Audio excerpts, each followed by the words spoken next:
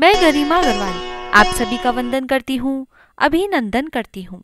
आज हम आपके लिए लाए हैं मकर संक्रांति पर 100 सेरी दान का नियम कैसे लिया जाता है। माना जाता है यह दान हमें अपने जीवन में एक बार जरूर करना चाहिए। यह दान मकर संक्रांति पर बहुत ही महत्वपूर्ण माना जाता है। 100 सेरी का मतलब 100 किलो सामान दान में दिया जाता है। यह नियम एक मकर संक्रांति से दूसरी मकर संक्रांति तक लिया जाता है, यानी एक साल में आपको यह नियम पूरा करना होता है।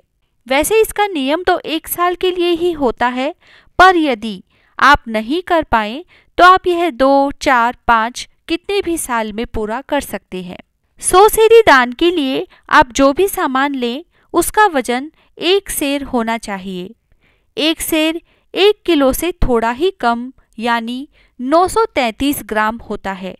इसीलिए आप जो भी सामान दें वह 1 किलो की मात्रा में दे सकते हैं।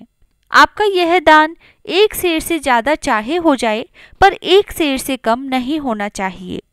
यह दान सुनने में थोड़ा मुश्किल लगता है कि कैसे हो पाएगा, लेकिन यह बड़ी ही आसानी से हो जाता है।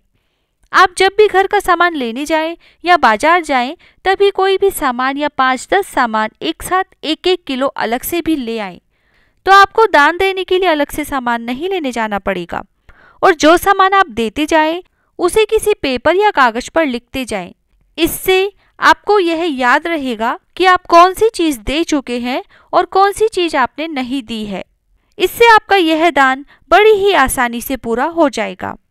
जब आपका यह दान पूरा हो जाए तो इस पेपर की नाव बनाकर जब भी किसी पूज्य नदी पर जाएं, तब उसे वहां पर बहा दें। इस दान में सोने और चांदी का दान भी किया जाता है। इसके लिए 1 सेर चावल लेकर उस पर चांदी की पायल या बिछिया या चांदी का सिक्का रखकर दान में दे दें। इसी तरह चने की दाल बिना छिलके वाली लेकर उसमें सोने का नाक का कांटा या सोने की कोई भी वस्तु रखकर दान करें। यह चावल और चने की दाल अलग से भी दान में दी जाएगी और यह दाल और चावल सोने और चांदी के दान में माने जाएंगे।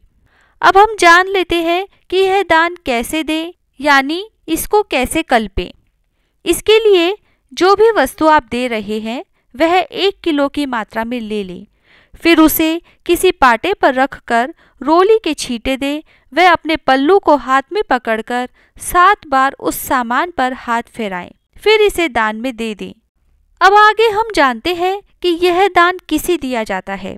यह दान अपने पूज्य व्यक्ति जैसे ननद, भांजी, जेठुती, सास ससुर, ब्राह्मण आदि को दें। अपनी जेठानी या परिवार पड़ोस में अपने से बड़ी पूज्य महिला को भी यह दान दे सकते हैं। आप यह दान किसी मंदिर में भी दे सकते हैं, लेकिन यह दान या और कोई भी दान अपनी भाभी, देवरानी, बड़ी बहन या मायके में किसी महिला को नहीं दिया जाता है। 100 सेरी का दान गरीबों में भी नहीं बांटा जाता है। यदि आप गरीबों को कुछ देना चाहते हैं तो उन्हें अलग से दें। हाँ, यदि आपके परिवार में कोई ज़रूरतमंद हो तो आप उसे यह दान दे सकते हैं, लेकिन उनका पद आपके लिए पूज्य होना चाहिए। इस तरह 100 सेरी दान का नियम लिया जाता है। अब हम आपको आगे बताते हैं कि इस 100 सेरी दान में कौन कौन सी चीज़ों का दान किया जाता है।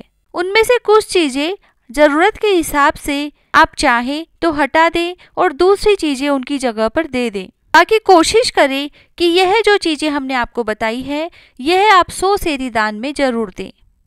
तो आइए जानते हैं 100 सेरी दान में दिए जाने वाले सारे 100 सामान कौन कौन से होते हैं।